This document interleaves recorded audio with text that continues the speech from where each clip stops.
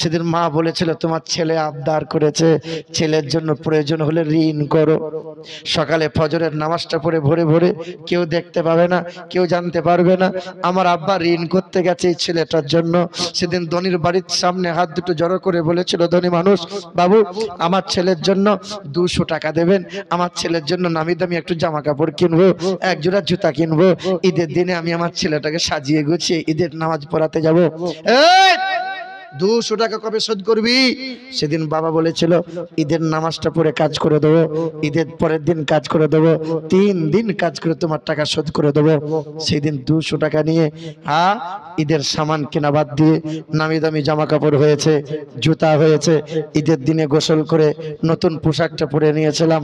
বাবা হাতটা ধরে ঈদের মাঠের দিকে নিয়ে যাচ্ছে, আব্বার হাতটা টেনে ধরে বলেছিলাম, আব্বা ও আব্বা, তুমি আমাকে নতুন জুতা কিনে দিলে, তুমি আমাকে নামি দামি পোশাকটা কিনে দিলে, আর তোমার জুতাটা ছিঁড়ে ছিঁড়ে অর্ধেকটা হয়ে গেছে, তোমার ফাটা ছিঁড়া জামাটা পরে তুমি ঈদের নামাজ পড়তে যাচ্ছ, তুমি নতুন জামা কাপড় পরবে না?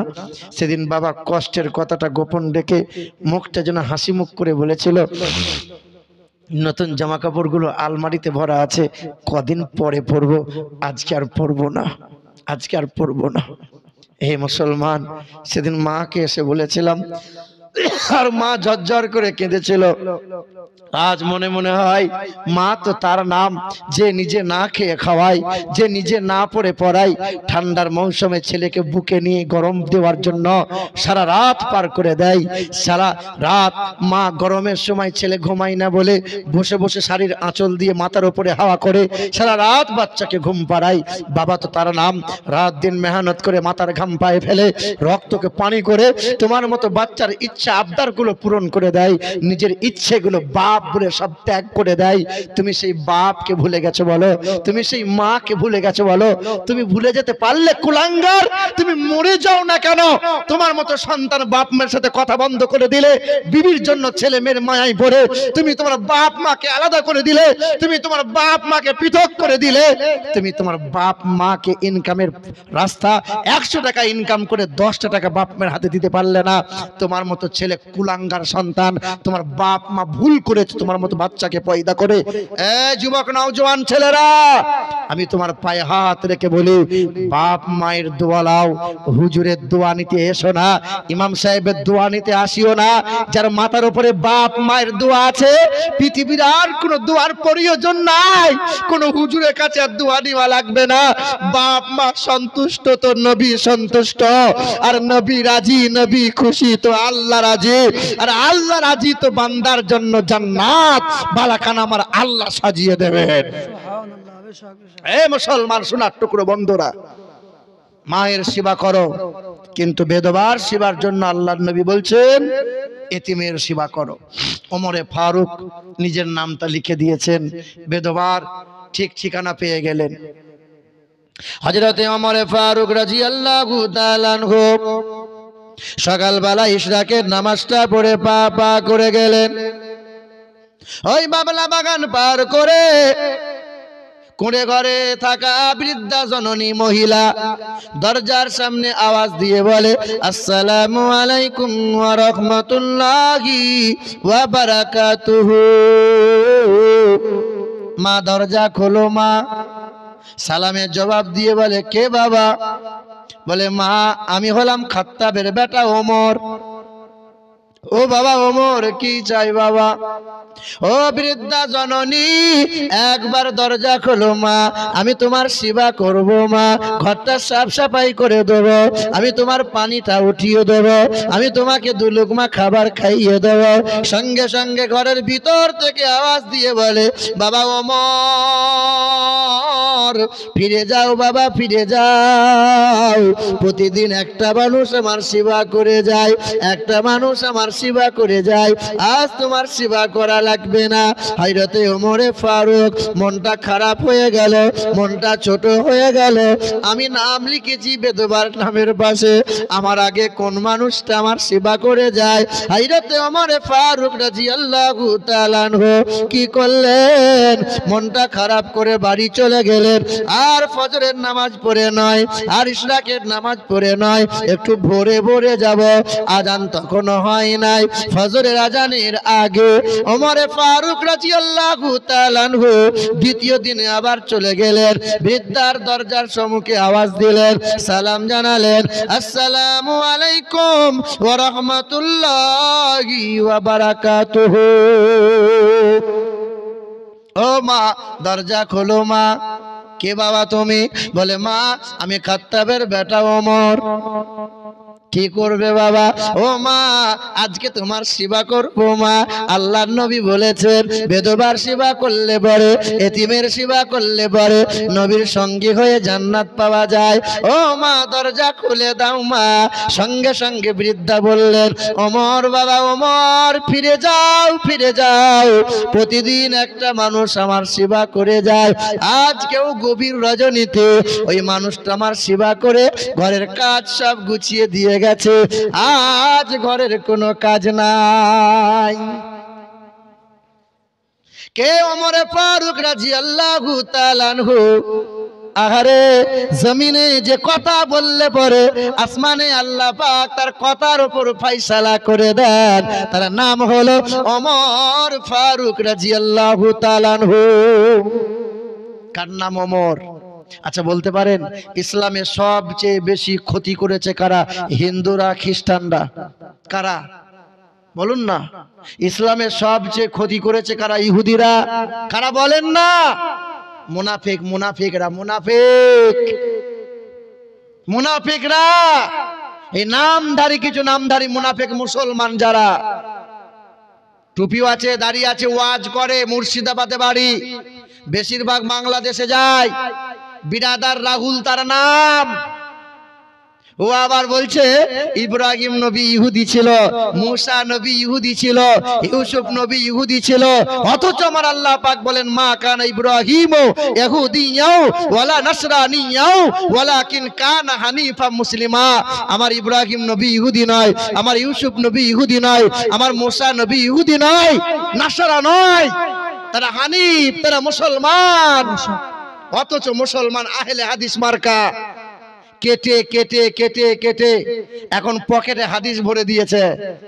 আহলে হাদিস রাহুল বিরাদার নাম তার। ইসরায়েলের পক্ষে তারা গুণগান গাইছে, শয়তানের বাচ্চা শয়তান। এই সমস্ত মুনাফিকদের জন্য ইসলামের সবচেয়ে বেশি ক্ষতি হয়েছে।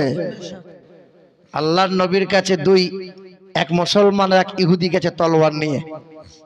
মুসলমান বলছে তলোয়ারটা আমার, ইহুদি বলছে তলোয়ারটা আমার। নবীর কাছে বিচার চাইতে গেছে, নবী গো বিচার করে দেন। আল্লাহর নবী দুই মুখের কথা শুনে বললেন, এই তলোয়ারটা ইহুদিকে দিয়ে দাও। হ্যাঁ মুসলমান, ইহুদিকে দিয়ে দাও। নবীজির সামনে তলোয়ারটা ইহুদির হাতে তুলে দিল। নবীজির দরবার থেকে বেরিয়ে তখন মুনাফিক এই মুসলমানটা বলছে, আমি নবীর বিচার মানি না। নবী বিচার করতে পারে নাই। লম্বা দাড়ি আছে, লম্বা টুপি পরে, লম্বা জুব্বা পরে। এই মানুষটা তখন নবীকে অপদস্থ করে, নবীকে অপমান করে বলছে, আমি নবীর বিচার মানি না। ইহুদি বলছে, নবীর বিচার মানো না? তো কার বিচার মানবে? বলে, ওমরের বিচার মানবো। ওমরের কাছে চলো, ওমর ফারুকের কাছে যাব। ইহুদি আর মুসলমান এই লম্বা তলোয়ারটা নিয়ে ওমরে ফারুক রাদিয়াল্লাহু তাআলা আনহু দরবারে গিয়ে অভিনয় করছে। মুসলমান তখন কেঁদে কেঁদে বলছে, হুজুর আমি 5 ওয়াক্ত নামাজ পড়ি, আমি লম্বা দাঁড়িয়ে রেখেছি। ওমরে ফারুক বলছে, কি হয়েছে? কাঁদিস না, কি হয়েছে বল না। হুজুর আমি তাহাজ্জুদে নামাজ পড়ি। খুব কাঁদছে, সাংঘাতিক কান্না। ওমরে ফারুকের দিল নরম হয়ে গেছে। কি হয়েছে বল না বাবা। বলছে, হুজুর দেখো না, এই ইহুদি জোর করে আমার শখের তলোয়ারটা কেড়ে নিয়েছে। আমরে ভাই ইহুদি বলছেন, হুজুর আপনি বিচার করবেন, তার আগে একটা কথা বলবো। বল। বলে, এই বিচারটা আপনার কাছে আসার আগে নবীজির কাছে নিয়ে গিয়েছিলাম। আল্লাহর নবী দুই মুখের কথা শুনে ফয়সালা করেছেন, এই তলোয়ারটা নবী আমার হাতে তুলে দিয়েছেন। মুসলমান আপনার জাত ভাই বলেছে নবীর বিচার মানি না। সঙ্গে সঙ্গে ওমরের চোখ লাল হয়ে গেল। বলে, দাঁড়া, তোর বিচারটা আমিই করব। ঘরে চলে গেলেন, খোলা তলোয়ারটা নিয়ে চলে এলেন। আর টুক করে গলার কাছে ঠেকিয়ে দিলেন। কাতলা মাছের মতো মাথাটা আলাদা আলাদা হয়ে গেল, ভাতটা আলাদা হয়ে লাফাতে শুরু করলো। তখন ইহুদি থরথর করে কাঁপছে আর বলছে, ওমর শেষ করে দিল, এই তলোয়ার নিয়ে যা। তখন ক্যাঁচা মেরে ছুটছে আর বলছে, ওমর শেষ করে দিল। ওমর শেষ করে কি করলো বল? ওমর শেষ করে দিল, মুসলমানের মাথা কেটে নিয়েছে। তখন মুনাফিকরা সুযোগ পেয়ে গেল, মুনাফিকরা সুযোগ পেয়ে গেল। তখন মুনাফিক রাস্তায় আন্দোলন করে বলল, হত্যার বদলে হত্যা চাই, ওমরের বিচার চাই, হত্যার বদলে হত্যা চাই, ওমরের মাথা চাই। এবার ওমরের বিরুদ্ধে মুনাফিকরা নালিশ করে নবীর কাছে বিচার চাইলো। আল্লাহর নবী বসে আছেন, ওমরে ফারুককে নিয়ে আছেন। আল্লাহ রাসূল আমার মাথা নত করে বসে আছেন। ওমরে ফারুককে জিজ্ঞাসা করছেন, বাবা ওমর, তুমি কাজটা করার আগে একবার আমাকে জিজ্ঞাসা করতে পারতে, ওমর কি করে তুমি মাথাটা কাটলে ওমর? তখন ওমরে ফারুক বলছেন, ইয়া রাসূলুল্লাহ, আপনার পদতলে আমার এবং পিতামাতার জান কুরবান হয়ে যাক। ইয়া রাসূলুল্লাহ, আপনাকে নিজের জানের চাইতে বেশি মহব্বত করি। আমি ওমরে ফারুক, আমি ওমরে ফারুক, আপনার কথা যে মানে না, আমি ওমরে ফারুক তাকে ইমানদার মুমিন ভাবতে পারি না। ওমরে ফারুক কথাটা বলতে দেরি, আল্লাহর নবীর কাছে আসমান থেকে জিবরাইল ফেরেশতা ছুটে চলে এলো। জিবরাইল ফেরেশতা বললেন, আসসালামু আলাইকা ইয়া রাসূলুল্লাহ, আসসালামু আলাইকা ইয়া হাবিবাল্লাহ। হুজুর বেয়াদবি নেবেন না, আল্লাহ পাক আপনাকে সালাম জানিয়েছে, আল্লাহ পাক আপনাকে সালাম জানিয়েছেন। আল্লাহ পাক ওমরের কথার উপরে ফয়সালা করে দিয়েছেন। আল্লাহ পাক জানিয়ে দিয়েছেন, ফালা ওয়া রাব্বিকা লা ইউমিনুন। নবীর ফয়সালা যে মেনে নেবে না, নবীর কথা যে একটা অস্বীকার করে দেবে, নবীর কথা যে অমান্য করে দেবে, আল্লাহ পাক জানিয়েছেন ওই ব্যক্তিকে কখনো কোনোদিন মুমিনের খাতায় রাখবে না। ওই ব্যক্তি মুমিন মুসলমান হতে পারে না।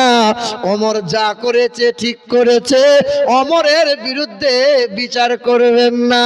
বলে সুবহানাল্লাহ, সুবহানাল্লাহ। ওমর হলেন সেই ব্যক্তি, নবী বলেন আমার পরে যদি আল্লাহ পাক কাউকে নবী করে পাঠাতেন তা আল্লাহ পাক ওমরে ফারুককে নবী করে দিতেন। হ্যাঁ, ওমরে ফারুক। দ্বিতীয় দিনে বৃদ্ধা বলছেন, বাবা ওমর ফিরে যাও, আমার ঘরে সেবা করতে হবে না। করে গেছে একজন। ওমরে ফারুক মনে বড় দুঃখ নিয়ে বাড়ি চলে এলেন। তৃতীয় দিন মনে মনে ভাবলেন, আর ভোরের বেলায় নয়, ঈশার নামাজটা পড়ে যাব। ঈশার নামাজটা পড়ে বাড়িতে গেলেন, বিবিকে বলে গেলেন, আমি একটু আসছি, মা জননী বৃদ্ধার একটু সেবা করে আসছি। ওই দূরে মহিলা বাস করে, পাথরের দিয়ে সাজানো গুছানো বাড়িটা, বাবলা বাগান পার করে যেতে হয়, নিরিবিলি নির্জনে বাস করে নেয়। ওমরে ফারুক ঈশার নামাজটা পড়ে পা পা করে চলে গেলেন। ওমরে ফারুক দরজায় আওয়াজ দিলেন, আসসালামু আলাইকুম ওয়া রাহমাতুল্লাহি ওয়া বারাকাতুহু। ও মা, দরজা খোলো মা। সালামের জবাব দিয়ে আজ ওই বৃদ্ধা টুক করে দরজাখানা খুলে দেয়। ওমরে ফারুক ঘরটা ঝাড়ু দেয়, পানিটা উঠিয়ে দেয়, মায়ের কাপড়গুলো সব ধুয়ে মুছে দেয়, রুটিগুলো নিয়ে এসে ওমরে ফারুক ছিঁড়ে ছিঁড়ে একবার দেয়, দ্বিতীয়বার দেয়। বারবার বৃদ্ধা জননী ওই বেদবা মহিলা ঝরঝর করে কান্না করে যায়। ওমরে ফারুক রাদিয়াল্লাহু তাআলা আনহু বলেন, ও মা, আমি কি কোনো ভুল করলাম নাকি? কি কারণে আপনি কান্না করেন? কি কারণে আপনার কান্না? কি হয়েছে বলেন? তখন বুড়ি মা বৃদ্ধা বললেন, ও বাবা ওমর, প্রতিদিন যে মানুষটা আমার সেবা করে যায়, আজও কোনোদিন তার নাম বলল না। আহারে, ওই মানুষটা কি বেঁচে নাই? ওই মানুষটা কি হায়াতে নাই? আহারে, ওই মানুষটা জানতো আমি চোখে দেখতে পাই না, ওই মানুষটা জানতো আমার কোনো দাঁত নাই, চিবিয়ে খেতে পারি না। ওই মানুষটা দাঁতে করে চিবিয়ে চিবিয়ে রুটিটা নরম করে দেয়, আমার মুখে তুলে দেয়, আমি বৃদ্ধা ওই রুটিটা খাবার খাই। আহারে ওমর ফারুক বৃদ্ধার জননীর কান্না দেখে মনটা ছোট হয়ে গেল।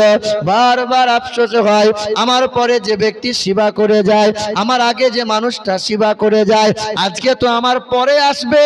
ওমর ফারুক রাদিয়াল্লাহু তাআলা আনহু দরজাখানা বন্ধ করে দিয়ে এক কোণে গোপনে লুকিয়ে রয়।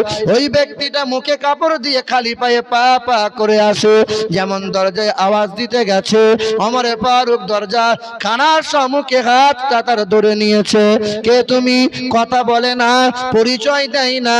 এমন সময় হাত খুলতে চাই, ছাড়াতে চাই, ওমর হাত ছাড়ে না, মুখের কাপড়টা সরে যায়। সঙ্গে সঙ্গে বুঝতে পেরে যায় ওই মানুষটার কেউ নয়।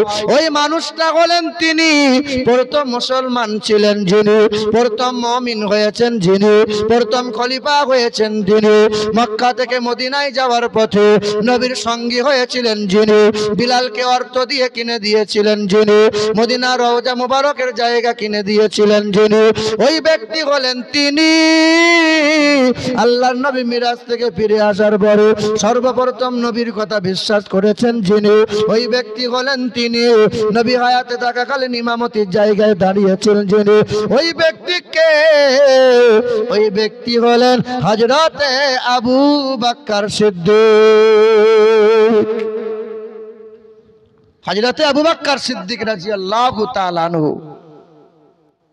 তো ওমর ফারুক বলছেন, ভাই আবু বকর, আপনি এক রাতের আমল আমাকে দেন, আপনাকে আমি সারা জীবনের আমলটা দিয়ে দেবো।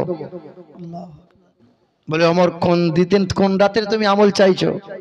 বলে আপনার সঙ্গী হয়ে নবী যখন গারে শহরে আশ্রয় নিয়েছিল আর আপনাকে যখন সাপে দংশন করেছিল, ওই এক রাতের আমলটা আমাকে দিয়ে দেন, আমি ওমর জীবনের আমল আপনাকে দান করে দেবো, সব দিয়ে দেবো। তা আবু বকর সিদ্দিক বলেছেন, ওমরে ফারুক, ওটা আমার কাছে ক্রেডিট কার্ড, ওটা আমার কাছে এটিএম কার্ড, হাসরে ময়দানে দেখাবো আর ক্যাশ করব, ক্যাশ। হে নওজোয়ান যুবকের আমার ভাইরা, তোমাদের কোনো ক্রেডিট কার্ড আছে যুবক? তোমার কোনো এটিএম কার্ড আছে? রাত দিন তো মোবাইল চালাচ্ছ, রাত দিন তো ফেসবুক করো, রাত দিন তো হোয়াটসঅ্যাপ করো, রাত দিন তো নোংরা নোংরা মেয়েদের সাথে চাট করো, রাত দিন তো নোংরা মেয়েদের ন্যাংটা ছবি দেখো, রাত দিন তো নোংরা নোংরা ভিডিও দেখে হস্তমৈথুন করে জীবনটাকে ধ্বংস করে দাও। কত শত নওজোয়ান যুবক আছে, দরজা বন্ধ করে, জানালা বন্ধ করে, লাইট গুলো বন্ধ করে দেওয়ার পরে মোবাইলটা অন করে নোংরা নোংরা ভিডিও দেখে, হস্তমৈথুনে লিপ্ত হয়। তারা জানে না আল্লাহর নবী বলেন, যে যুবক যে যুবতীগুলো পৃথিবীর জমিনে খারাপ সিনেমা দেখে হস্তমৈথুন করে, আল্লাহ রাসূল বলেন হাসরের কঠিন ময়দানে তাদের আঙ্গুলগুলো গর্ভবতী হবে। এই একটা আঙ্গুলের ভিতরে সহস্র সন্তান নড়াচড়া করবে। মা জিজ্ঞাসা করবে, খোকা তোর আঙ্গুলগুলো গর্ভবতী হলো কেমনে? তোর একটা আঙ্গুলে শত বাচ্চা দেখা যায় কেমনে? সেদিন ফেরেশতারা বলবে, তোমার ছেলের কুকীর্তিটা দেখবে। ওই দেখো দেখো, তোমার ছেলে কাবিরা গুনাহ করেছিল, রাতের অন্ধকারে ব্যভিচারে লিপ্ত হয়েছিল, রাতের অন্ধকারে চোখের জিনা করেছিল, রাতের অন্ধকারে মোবাইলে জিনা করেছিল, খারাপ সিনেমাতে ভিডিও কল হয়েছিল, ওই মহিলা নিজের চেহারা দেখিয়েছিল, পর পুরুষকে দেখিয়েছে। নারী পুরুষ যারা ব্যভিচারে লিপ্ত হয়, নারী পুরুষ যারা হস্তমৈথুনে লিপ্ত হয়, আল্লাহর নবী বলেন জাহান্নামে যখন ফেলে দেওয়া হবে, তাদের লজ্জা স্থান দিয়ে পুঁজ আর রক্ত বার হবে, তাদের দেহের রক্তে এত দুর্গন্ধ হবে, তাদের লজ্জা স্থানের রক্ত পুঁজ এত দুর্গন্ধ হবে, জাহান্নামীরা জাহান্নামে টিকতে পারবে না। চিৎকার করে বলবে, কাদেরকে জাহান্নামে দিয়েছো? যাদের লজ্জা স্থানে এত দুর্গন্ধ, জাহান্নামে টিকা যায় না। সেদিন বলে দেয়া হবে, এরা হলো ব্যভিচার ব্যভিচারিণী, এরা হলো হস্তন মৈথুনকারী, এরা হাতের দ্বারাই নোংরা কাজ করেছিল, এরা মোবাইলের দ্বারাই খারাপ কাজ করেছিল, এরা পালার খোঁজে গিয়ে, রাতের বেলায় নিরিবিলি নির্জনে গিয়ে, হোটেলে গিয়ে, কারো বাড়িতে গিয়ে ব্যভিচারে লিপ্ত হয়েছিল। হে যুবক, তোমার পায়ে হাত রেখে বলি, আজকে তোমার দেহ আছে, কাল তোমার দেহ থাকবে না। তোমার মতো কত যুবক গাড়ি চাপা পড়ে মারা যায়, তোমার মতো কত যুবক নদীতে ডুবে মারা যায়, তোমার মতো কত যুবক রাতের বেলা শুয়ে আছে, ছেলেকে তুলতে গিয়েছে, ছেলে আর জনমের মতো ঘুমিয়ে গেছে, ছেলে আর জাগে নাই। মহান মালিকের দরবারে শুধু বুড়োকে আল্লাহ নেবে না, কত মায়ের কোল থেকে মাসুম বাচ্চাকে ছিনিয়ে নেবে, মা ফেলিয়ে চেয়ে থাকবে, মায়ের কোনো রাস্তা নাই। কত দাদুর সামনে থেকে পুতা আগিয়ে যাবে, কত দোকানদারের লাইন দিয়ে থাকবে, খরিদ্দার দোকানদার দিকে যেতে হবে, কত খরিদ্দার দাঁড়িয়ে আছে, খরিদ্দারের মাঝে হঠাৎ করে একটা নওজোয়ান যুবক পড়ে গেছে, তার ডাক পড়ে গেছে, তাকে চলে যেতে হবে।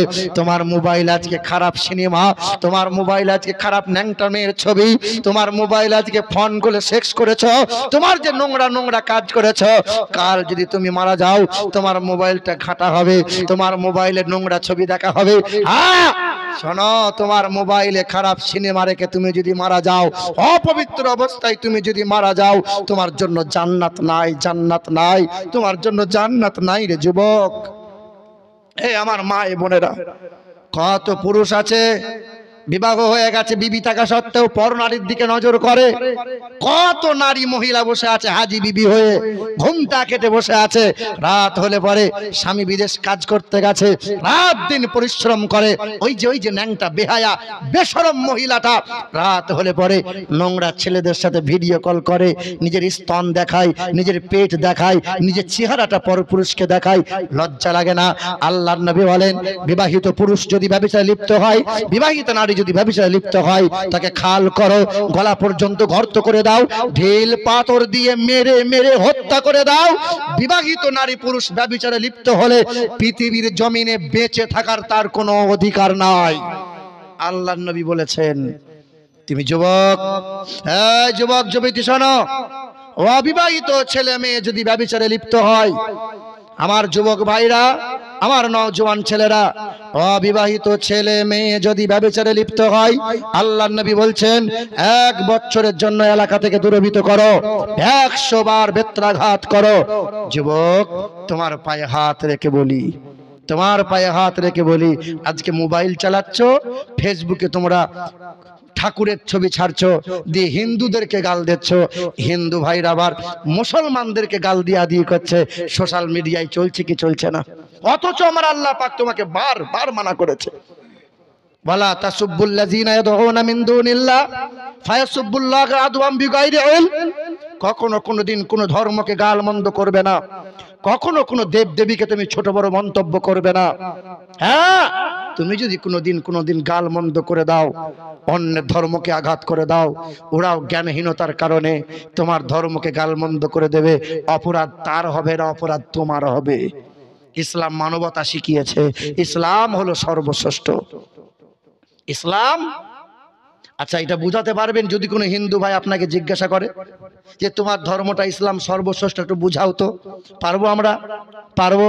খাবার খাই তো ইহুদিদের মতো, চলি তো বেঈমানদের মতো, পোশাক পরি তো খ্রিস্টানের মতো, একজনাও তো ইসলামের তরিকা মানি না। মানি আমরা না। আপনার এলাকার দাসের ঘরের ছেলে, দাস মানে নিচু জাত, বিএড করেছে, ডিএড করেছে, বিটেক করেছে, এমকম तमाम ডিগ্রি অর্জন করেছে, শিক্ষিত ছেলে। ছেলেটা মনে মনে চিন্তা করলো, দুর্গা পুজোটা আমি করব, মন্দিরে আমি যাব, কেন হবে না? আমিও মানুষ, ও মানুষ, সবাই মানুষ। বামন মন্দিরে উঠে দুর্গা পুজো করতে পারে, আমার দেহের রক্তটা কি কালো? তার দেহের রক্ত যদি লাল হয়, আমার দেহের রক্তটা তো লাল। হ্যাঁ, কিন্তু মুসলমান শোনো, আমার জাতি ধর্ম দলমত নির্বিশেষে হিন্দু শাস্ত্রের নীতি হলো বামুনের বেটাই বামুন হবে, বামুন ছাড়া অন্য কেউ মন্দিরে উঠতে পারবে না, বামুন ছাড়া দুর্গা পুজো কেউ করতে পারবে না।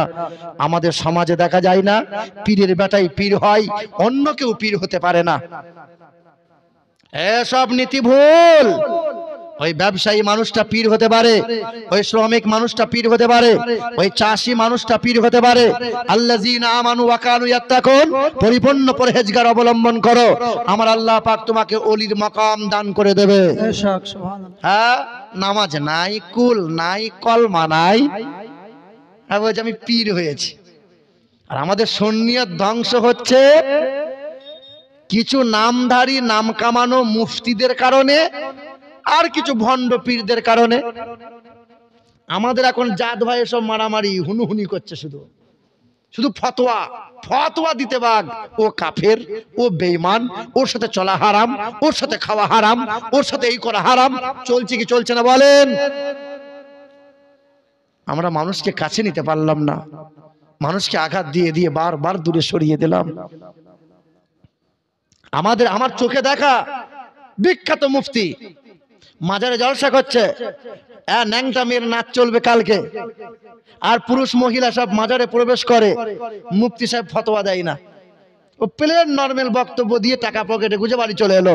দিয়ে আমার গ্রামে জলসা করছে, দিয়ে বলছে মাজারে যাওয়া মহিলাদের নিষেধ, ন্যাংটা মেয়ের নাচ চলবে না। মাজারে কেন বললে না তুমি কথাটা? ও মাজারে বললে পরে পরের বছর দাওয়াত হবে না। এইসব চলছে বলেন। কষ্ট হচ্ছে আপনাদের? খুব কষ্ট হচ্ছে, খুব বিরক্ত হচ্ছেন আপনারা? না না, আমি কষ্ট দিতে চাইছি না, আমি একটু সত্য কথাগুলো বলতে চাইছি বাবা। এই বাবাজিরা, ভাইরা আমার, সোনার টুকরো বন্ধুরা আমার, শুধু মানুষেরা, দাসের ঘরের ছেলেটা কি করলো? যখন দেখলো আমার ধর্মে দুর্গা পুজো করা আমার জন্য সুযোগ নেই, খ্রিস্টান ধর্ম রিসার্চ করলো। খ্রিস্টান ধর্ম গ্রহণ করা সহজ, কিন্তু পাদ্রী হওয়া সম্ভব নয়। এই ব্যক্তিটা চিন্তা ভাবনা করলো যে আমি মুসলমান হব।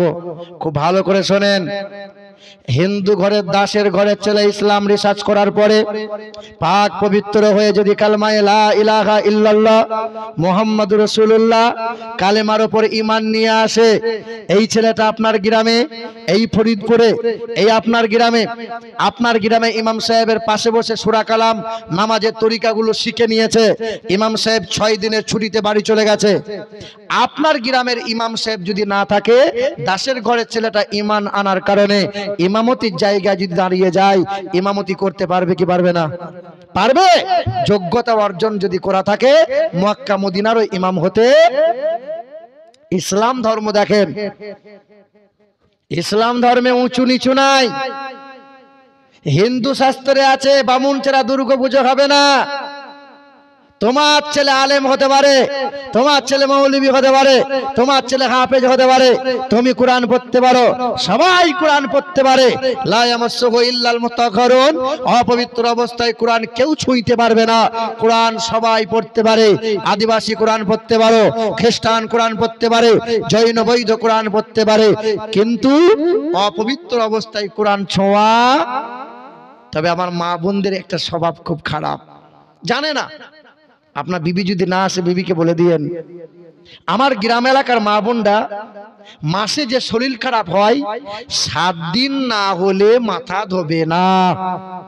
কি বলছেন বলেন? আমার মা বোনরা 2 দিনে তোমার যদি শরীর খারাপ ভালো হয়ে যায় মা, 3 দিনের বেলায় তুমি ফরজ গোসল করে নামাজ শুরু করে দাও। 3 দিনের মাথায় সকাল বেলায় তোমার শরীর খারাপ ভালো মনে হয়েছে, ফরজ গোসল করে নাও, কোরআন তেলাওয়াত শুরু করে দাও, নামাজ পড়া শুরু করে দাও। 7 দিনই হতে হবে, এটা তো মাসলা নয়। এ বাবাজিরা, ভাইরা আমার সোনার টুকরো বন্ধুরা আমার, শুধু মানুষেরা। তবে আমাদের মা খালাদেরকে এটা বলে রাখি, তোমার স্বামী বাড়িতে নাই, তোমার মামা যদি আসতে চায়, আসসালামু আলাইকুম, দরজা খুলে দাও, মামা এসেছে। ফুপা যদি আসতে চায় আসতে পারে, দাদু নানা যদি আসতে চায় আসতে পারে, ভাগনা যদি আসতে চায় আসতে পারে, ভাতিজা যদি আসতে চায় আসতে পারে। কিন্তু তোমার স্বামী না থাকাকালীন তোমার চাচাতো ভাই, তোমার খালাতো ভাই, তোমার মামাতো ভাই যদি হেলতে দুলতে ঘরে আসে, আসার কোনো সুযোগ নাই। এটা মনে রাখবেন। এখন তো বলছে আমার পাতানো ভাই গো, মাঝে মধ্যে আসে আমার পাতানো ভাই, ওটা আমার দাদা, ও যে কাদা করবে কদিন পরে। হ্যাঁ, এসব চলবে না মা বোনেরা, এসবের নোংরামো থেকে নিজেকে বাঁচিয়ে রাখতে হবে। আল্লাহ পাক তৌফিক দান করেন, জোরে বলেন আল্লাহুম্মা আমিন। কোন কথা বলছিলাম? তাহলে ইসলাম ধর্মে দেখেন, ব্যানার্জি ঘরের ছেলে কিন্তু দাসের ঘরের মেয়েকে বিয়ে করার সুযোগ নাই। দাসের ঘরের মেয়ে কিন্তু বামুন ঘরের মেয়ে ছেলেকে বিয়ে করতে পারবে না। ইসলাম ধর্ম দেখেন, শেখ ঘরের মেয়ে আনসারি ঘরের ছেলেকে বিয়ে করতে পারে, মমিন ঘরের ছেলেটা খান ঘরের মেয়েকে বিয়ে করতে পারে। ইসলাম ধর্মে উঁচু নিচু জাত নাই, ইসলাম ধর্মে কালো ফর্সা নাই, ইসলাম ধর্মে গরিব ধনী নাই, ইসলাম ধর্মে আরবি বিহারি নাই, ইসলাম ধর্মে গরিব ধনী অসহায় বলে কেউ নাই। এক কাতারে দাঁড়িয়ে যাও, মাস্টার দাঁড়িয়ে গেছে, কাঁধে কাঁধ মিলিয়ে প্রফেসর দাঁড়াবে, প্রফেসর দাঁড়িয়েছে, কাঁধে কাঁধ মিলিয়ে চাকর দাঁড়াবে, চাকর দাঁড়িয়েছে, কাঁধে কাঁধ মিলিয়ে উকিল দাঁড়াবে। এর নাম হলো ইসলাম। ইন্নাদ-দীনা ইনদাল্লাহিল ইসলাম। জোরে বলি সুবহানাল্লাহ। ইসলাম কত সুন্দর। কিছুদিন আগে ওই এনজিপি নিউ জলপাইগুড়িতে কাঞ্চনজঙ্ঘা ট্রেন থেকে নেমে একটু টিফিন করব, তো আমার মাথায় টুপি আর গালে দাড়ি দেখতে পেয়ে তিলক কাটা কয়েকজন নিচু জাত আমাকে বলছে, কাটোয়া ও কাটোয়া, মানে আমাকে বলছে অন্যদিকে মুখ করে, কাটোয়া। কাটোয়া মান বোঝেন? ওই যে মুসলমানদের চামড়া কাটা থাকে, কাটোয়া। আমি বললাম তুমি যদি বামুন আর পণ্ডিত হতে তাহলে তোমরা জ্ঞানের অভাবটা থাকতো না। কারণ বেদে বলা হয়েছে, শোনো, নির্পলিঙ্গ ছিদ দৃশ্য নাম ও নম ইন্দ্র যৌন উপস্রোত নামে নরসংস ভবিষ্যতে জরদস্য চোদিতা যুকেশস্য ব্রহ্মাণ্ড নাধু মনুষ্য কীরে আম সন্তা সরতি শতপতি মারমেহে সুন্দরম মঙ্গলম এই তঙ্কৌলগাত প্রায় জানিষু পর ধর্মনি ধর্মাত্মনৈ সাতেন ভগবান বতরিষ্যতে অতত সংভবিষ্যতে মনংসে বেশদানিব বাসুদেবাঙ্গরাঙ্গীতি পণ্যগন্ধা নীলস্পর্শম। বেদে লেখা আছে, লেখা আছে ভগবত পুরাণে, লেখা আছে কল্কি পুরাণে এবং সামবেদের 2 নম্বর অধ্যায়ের 36 নম্বর মণ্ডপে লেখা আছে। ওখানে বলা আছে যে ইন্দ্র যৌন উপস্রোত নামে